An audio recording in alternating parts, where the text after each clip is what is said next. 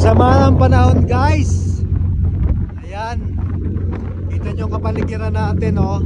Yung dadaanan natin talagang maitim na. Ayan. Lakas ng hangin. So no fishing days kami ngayon guys. At na rin kami, papunta na kami sa port. Mag-deliver ng isda. Pero pinagay na natin. Hindi ko suitable for fishing guys. Kaya sa pagpipag.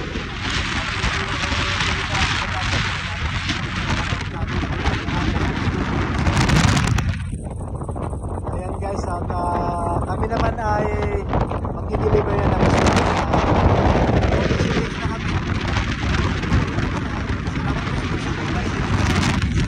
Ganito po mga nararanasan natin panahon ngayon. Ingat po kayo dyan. Maraming salamat po sa pagsubaybay sa inyong kasumalita.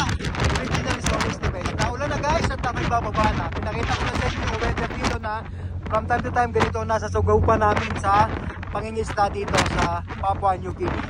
Maraming salamat. Keep safe everyone. God bless po. See you. Malapit na mag-post tayo ng mga videos natin.